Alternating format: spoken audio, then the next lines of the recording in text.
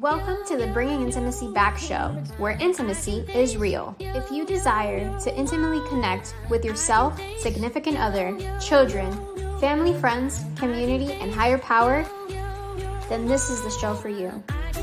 We explore intimate topics, inspiring life stories, spirituality, and insightful tips on strengthening relationships. The show is hosted by Dr. April and her co-host, Coach K. Let's get this episode of the Bringing Intimacy Back show started. We share with you today the secret power to intimacy to create the life you love or love the life you create.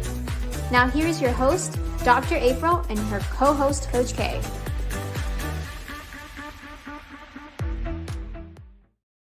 Welcome to the Bringing Intimacy Back show, where intimacy is real. Well, I know everyone's like looking and say, "Oh, where's Coach K? I see a new face." Yes. Well, Coach K is off this week, but I want to welcome a gentleman who's been helping me in my private practice, and he started his own. Yes, welcome, Jose. Thank you, Doctor. Thank you for the invitation. I'm glad to be with you. I did the last show, I think, with Coach K, and what was a great experience too. Yes, yeah, that was when I was off in Costa Rica, which was a wonderful experience. Yes, with helping with the couples in the sense of being intimate, in the sense of looking at all forms of intimacy. That's great. Yeah. And one of the things that came up for me when I was on this retreat in Costa Rica, we had a process of spiritual intimacy. And in that spiritual intimacy, we talked a lot about healing. And so I'm so glad that we have this topic today, the remarkable healing power of crisis, because many people are hurting today, Jose. Oh yeah. And Doctor, if you heard that topic, sounds like a contradiction. It's like crisis and healing in the same sentence. It's an opposite, right? It's not the it's difficult to assimilate that could be part of a line of a continuity, because a crisis could bring you a healing. I don't know, like sounds like a contradiction for me. Yeah. But for many people, they don't even see, like when you think of crisis, and crisis for people can be different. For some people, a divorce is crisis. Others, it's grief, loss of a pet, loss of, a child, a variety of things. But they don't think they can heal. When you're in a crisis, sometimes you can't see past your hand. Mm-hmm. Mm-hmm. Yeah.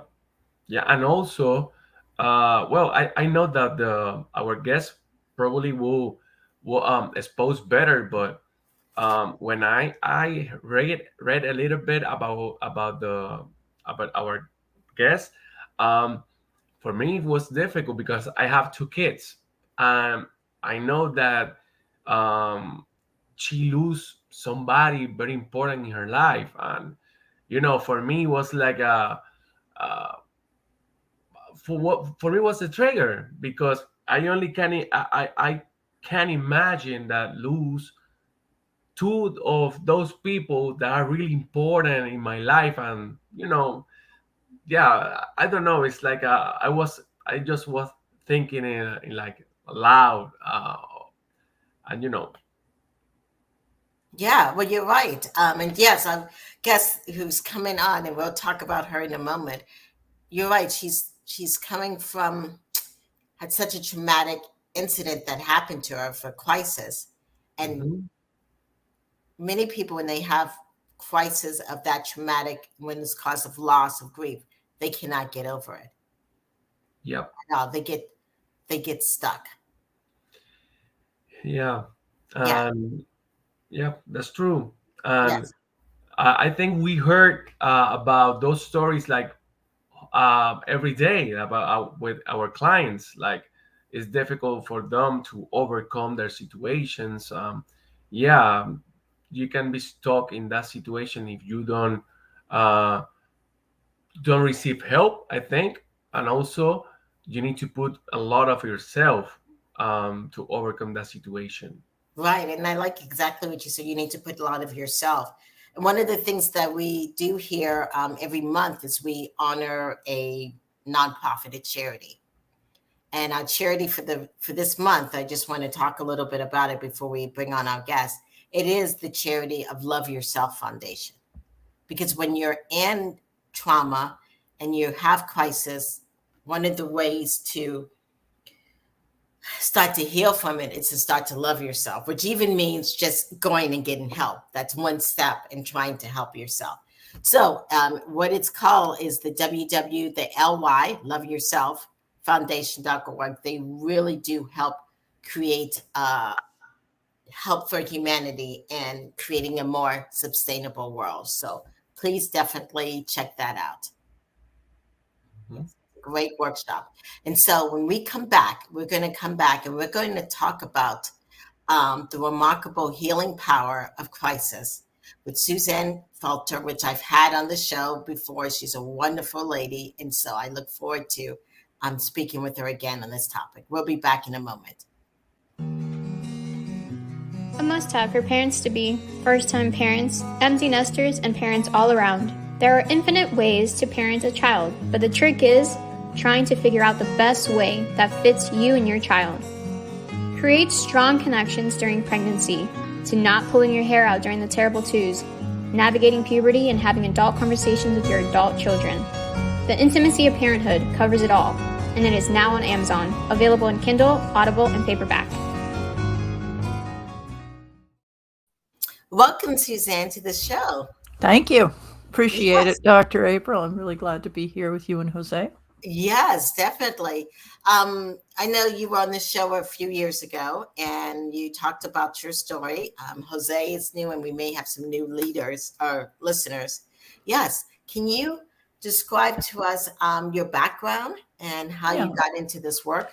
Right. Well, I've been a writer for more than 40 years and, done all kinds of self-help books and such. And really, the subject we're talking about today came about for me because 11 years ago in 2012, my daughter Teal, who was 22 at the time, dropped dead from a medically unexplainable cardiac arrest. And she had epilepsy, and it's not known why she died or what the cause of her death was, although sometimes people with epilepsy very rarely can have a sudden, unexpected death due to cardiac arrest. And that's what happened to her.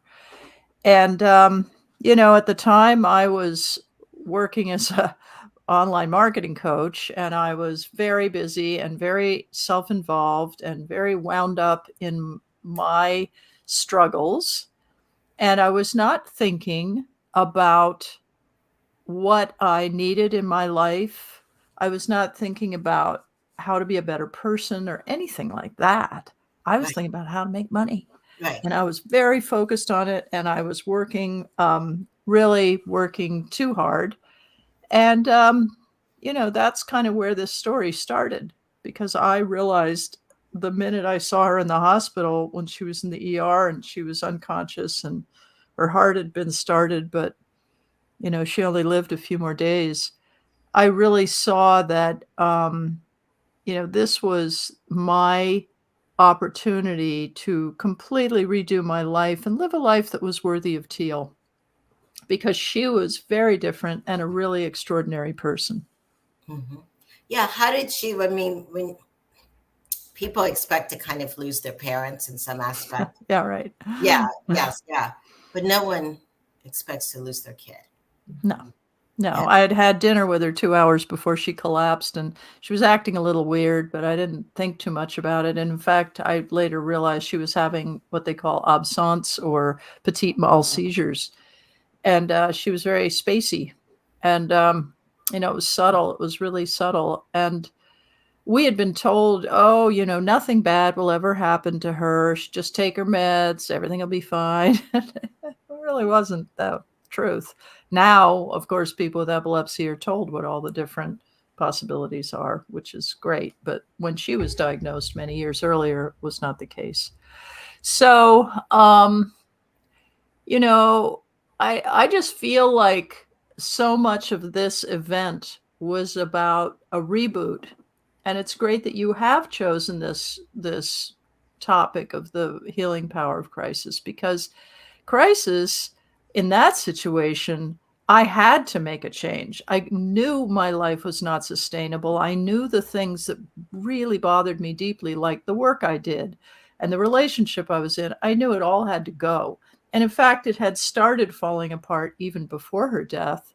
But her death became the catalyst not only to pull away from what was not working, but for me to do a dramatic inward turn and to just really see the reality of my life and tell the truth about it and begin to make changes as I grieved, which is what I did. And it was how I really was able to handle her death. Mm-hmm. Yeah. And so when that process and that journey, I do believe you said, I know earlier from the other show, that I don't know, did she visit you or how did she? Yeah. All right. So to get down to it, the interesting thing about this was that Teal wanted to be a healer.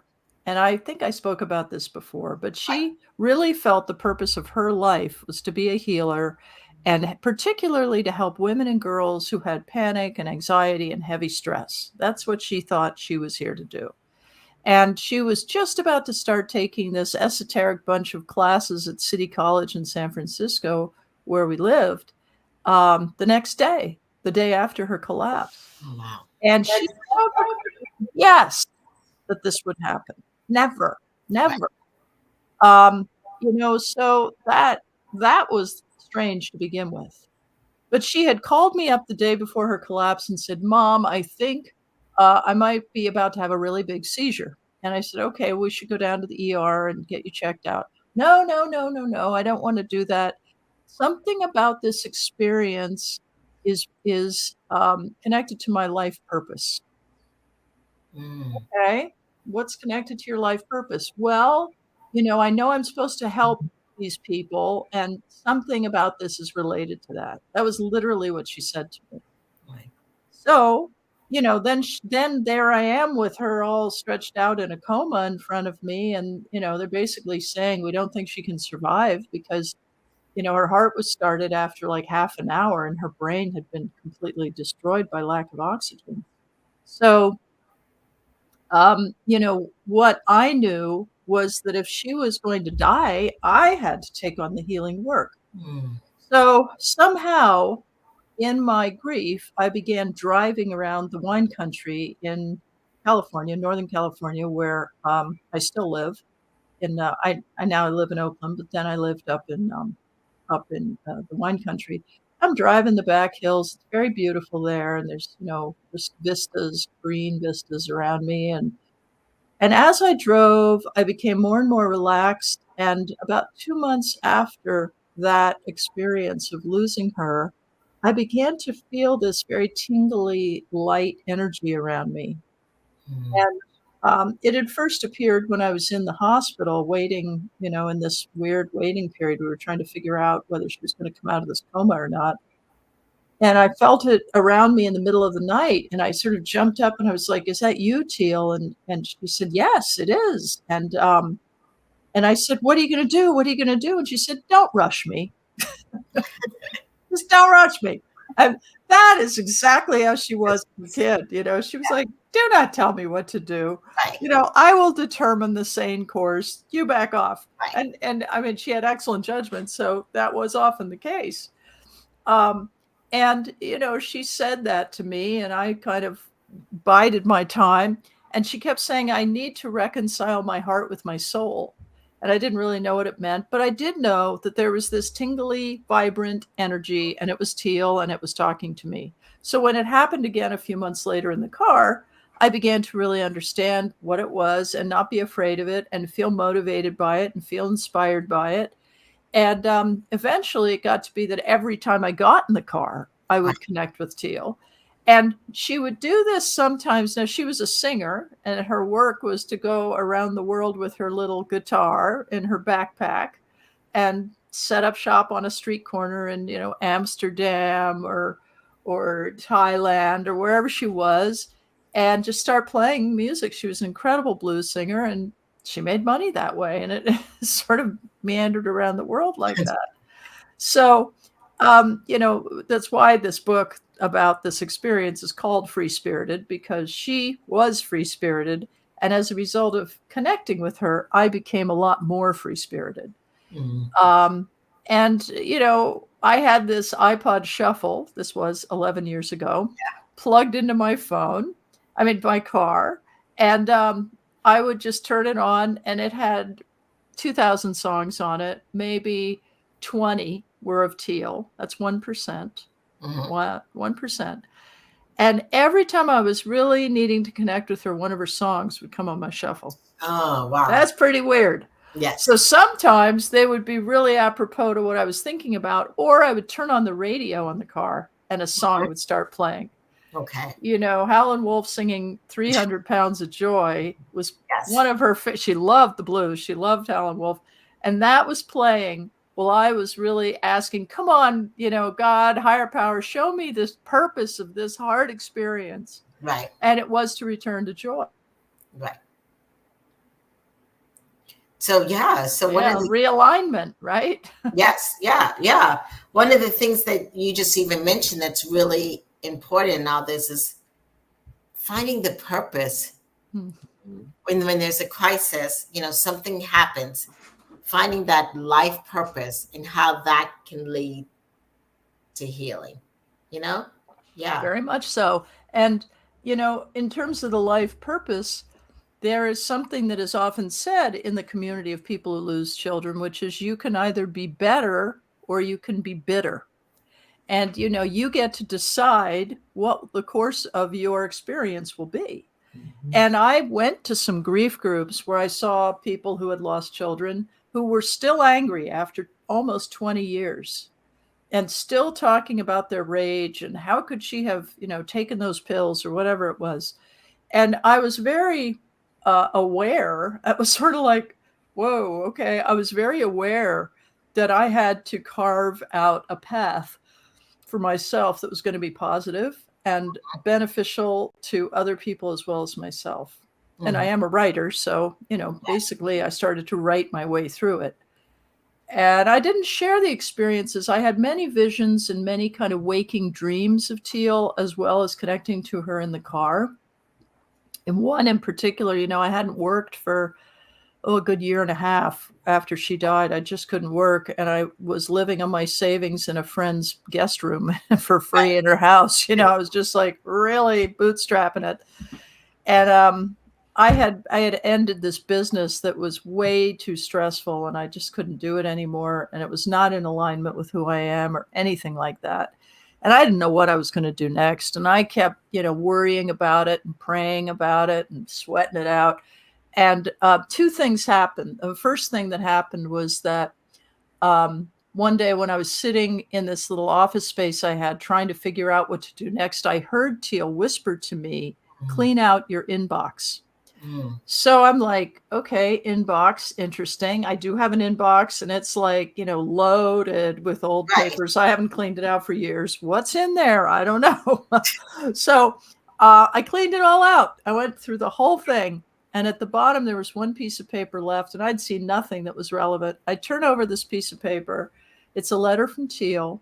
And she wrote it to me 6 months before her death. And it's all about how she and I are meant to be leaders in light together. Wow. And that she had gotten this message from a channeler and that we had not gotten along in previous lives, but in this life, we were really supposed to partner. And she closed by saying, I support whatever light leadership you want to bring to the world. Wow. And it was kind of an open invite, right? Right. So then a few weeks later, I wake up and I have this vision of the bathroom door down the hall with white light streaming out around the edges of the closed door. Mm-hmm. And she had collapsed in a bathroom in her apartment. So this was very apropos. And I said to her, are you in there? And she said, yes. And I said, well, why won't you let me see you? And she said, I don't want you to get distracted. I'm like, okay, what's the message? And she said, you are whole and complete and ready to go back to work.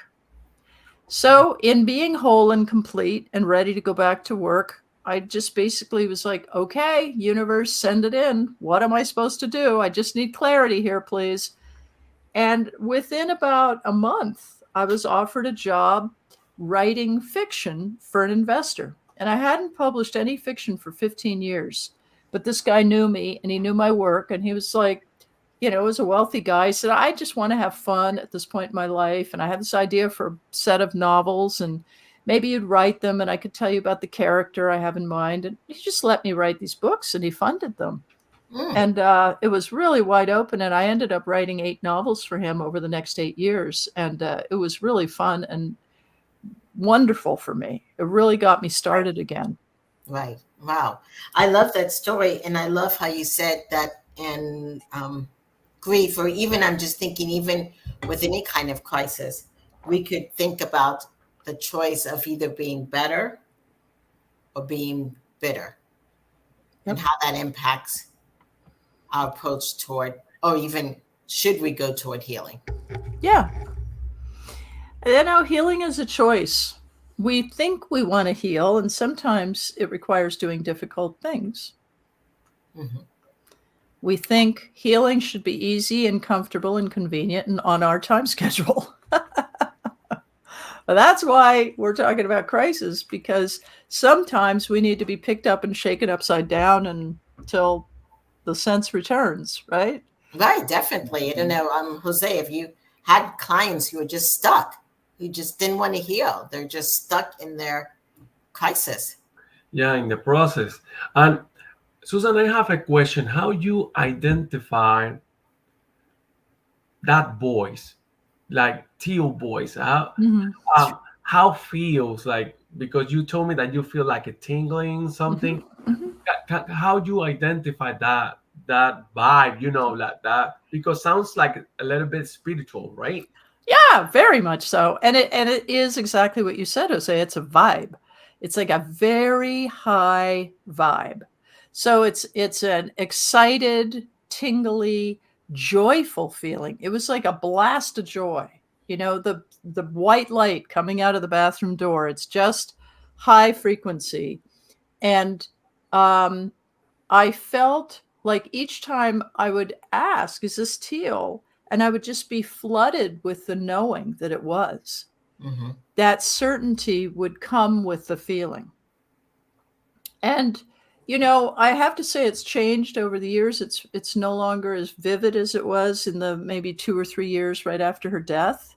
But that's to be expected, because she showed up potently when I was really broken and grieving. And then as I healed, her energy receded a little bit. And I can still bring her forth, but I don't do it often because I don't need to. She's in her path, I'm in mine. We're good. You know, I wrote the book. Everything's happening just as it should.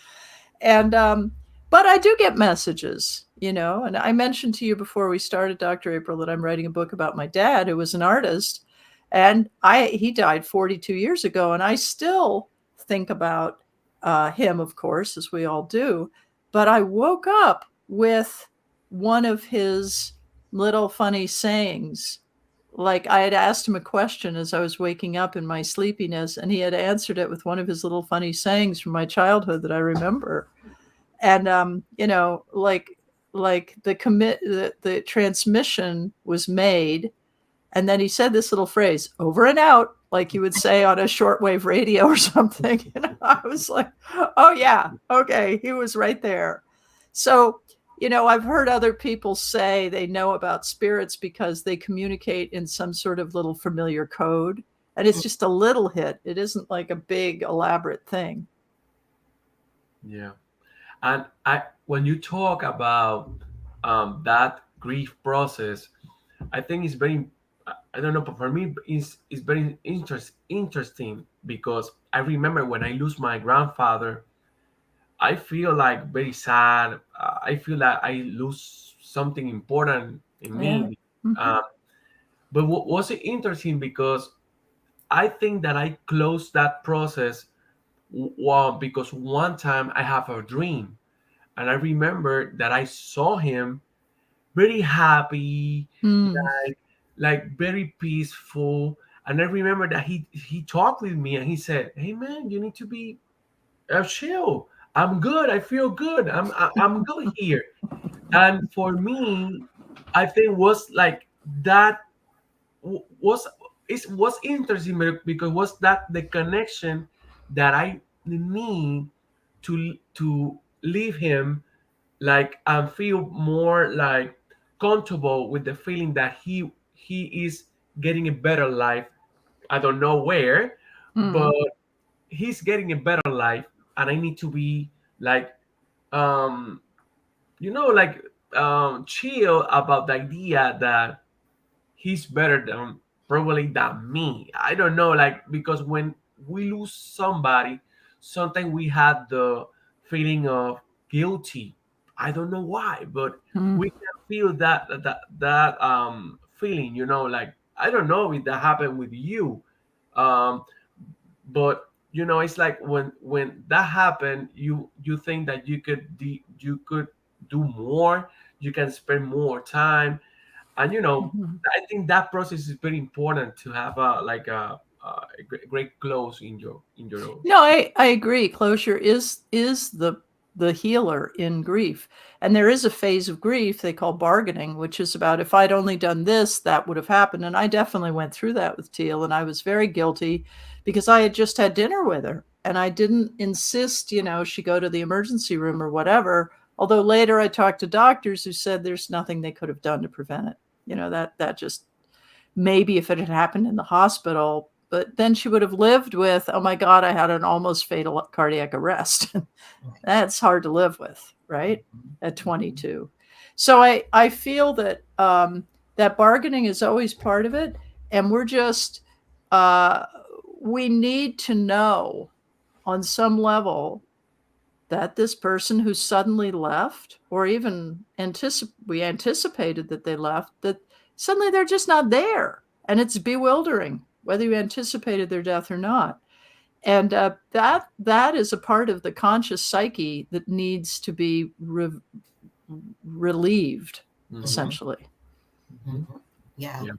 yeah, and I think with having loved ones on the other side or in our realm that we can't physically see, Yeah. sometimes they're in a different realm and they may be able to see more than what we can see in our Mm-hmm. physical Mm-hmm. aspect. And I kind of like with Jose, I had a grandmother that I can still have a connection with. Yeah, and they can help us. Yeah. You know what Yeah. I'm saying? Yeah, yes. Yeah. And I think also when we talk about this healing power of a crisis, it's truly being fully present so you can work through it all. Does that make sense? Yes. Being fully present is the really important and perhaps most challenging aspect of this, because here we are living with the shock and the grief and the for some women who've suddenly lost their husband, or people who've lost partners, husbands who've lost wives, there may be financial insecurity. It's suddenly somebody's got to raise children they didn't. I mean, it gets complicated. Right. And basically life has changed, and we always forget that until suddenly it changes. Yes. And all we can really do to truly protect ourselves and honor ourselves and practice true self-care is to surrender to the situation. Hmm. You can't fight it. I could not fight the fact that Teal was in that hospital dying. And I knew that from the beginning. I don't know how I knew it, but I knew it. And I had to just go with it and believe that it was going to be for a higher purpose. And other people might not have that experience, but that's the experience I had. And in fact, her organs were donated, something I talk about in the book. And her heart was given to a young woman her age who, that young lady just got married. She has a great career. She bought a farm. I mean, she's doing great. Right. And she had life on hold for 8 years before she got Teal's heart, because she had congestive heart failure from a virus. So what I want to say is that everything has a purpose, everything. And we fight it, and we're wired to fight it. And we have these egos that believe that everything should always be the same forever and always. Oh, those egos. What can you do? You know, they're here to protect us. God bless them. But it's not particularly sustainable or practical. So if we're interested in growth and, as you put it, you know, truly intimate relationships, we have to evolve. That is what we're here for. Yeah. And I was just thinking, because you said about remembrance and remembering. Many times people go through crisis and it leads to a purpose, but they forget about that. And I'm including myself. Until you said that, I forgot that. I mean, I got started in this business from a crisis. Yeah, I bet. Yeah. That changed me from being, you know, working with money and an accountant to a counselor. You know, yeah. So how these crises really, for us to be resilient is one of the words. It's finding that purpose. But I love how you put it. You can either be bitter or you could be better. Yeah. And then we bring that out to the world and we connect with more and more people who are also interested in being better, not bitter. I mean, my life is so dramatically different than it was 11 years ago. I have a happy marriage. I live in a wonderful place. Love Oakland. It's a great city. I've been given so much, and I'm doing this interesting book that came to me unbidden. You know, I mean, I never in a million years would have thought I was writing a biography about my dad in my lifetime. But what a story. And it's bringing up all these questions I always had about his career. And I've gotten to read his letters, and I've gotten to go through, you know, reading about his illustrations for the Saturday Evening Post and all the stuff he did in his career. And I really didn't know. And this is my father, you know, I mean, it's pretty incredible. Yeah. So Suzanne, if there's someone out there listening and the unthinkable happened to them, they feel like they don't know what to do, what are 3 tips you can tell them, and how can they find out more information about you? They're in a crisis right now. Well, the first thing you have to do is stop trying to live life as if it's normal, because it's not normal. You have a new normal, and your new normal needs to be acknowledged. And it may be temporary, but it's different. So the first thing you do is you own your reality. And the second thing you do is let yourself fall apart as completely as possible, because that is where the healing is. The body is programmed to process grief if you will allow it. And if you won't, it won't. And you will be stuck with that grief, creating problems in your body for years to come. And the third thing to do is get support. You know, we never want to ask for help. It's really hard, even for me. Wrote a book about it. I broke my hand. I sprained my foot. You know, I'm all beaten up right now because I tripped over the dog. And truly, I have to get help with all kinds of stuff, like tying my shoes and cutting an avocado. I had no idea how useful that left hand was. But when you find out that you need help, and that help is right there waiting to be given to you, that's the thing we don't even realize. Then you're in sync with the circle of life, and you are in sync with the wonderful, abundant energy of the universe, and that will carry you through.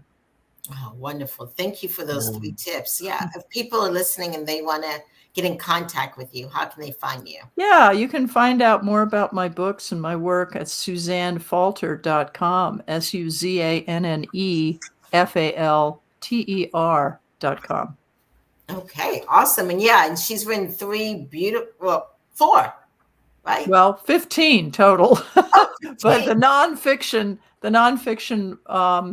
is 5. 5. Yeah. Okay. And it's your latest book, The Extremely Busy Woman? Well, no, the latest book is something called Free Spirited on Amazon. And you just type in Free Spirited Falter in the Amazon search window, and you go right to it. And it has a lot more about this process of healing through crisis. Okay, yeah, so definitely check her out on Amazon and Free Spirit. But she also has, maybe because I'm a busy woman, Yeah, she also has a book called The Extremely Busy Woman Guide that's on self-care. Amazon. Yeah, right. Yes. Yes, thank you. Yes, thank you so much for being on the show. And you're My always pleasure. back. Thanks for having me. All right, we'll be back in a moment. Are you in a relationship with someone that you see often, but you feel so disconnected with them? Bringing intimacy back can help you bring the intimacy back to your relationship. BIB is dedicated to inspire, enlighten, and encourage intimate connections. Live shows, weekly guest speakers with over 29,000 downloads. We can help promote your products and services, grow your business and clientele with BIB. Want to become part of the BIB family? You can now sponsor with us.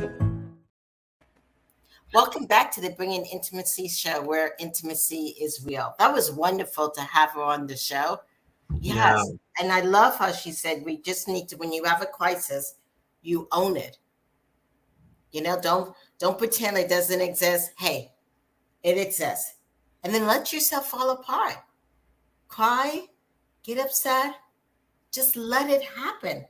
Yeah. And of course, get support. I think I will get you can be better or better. I love that. I love that one. I love Yes. that phrase. Yes. Yeah, I like that one too. Yes, definitely. Yes. So what are some other upcoming shows? Well, in July 27, will be The Soul, What Is Good For with Corey Rosenke.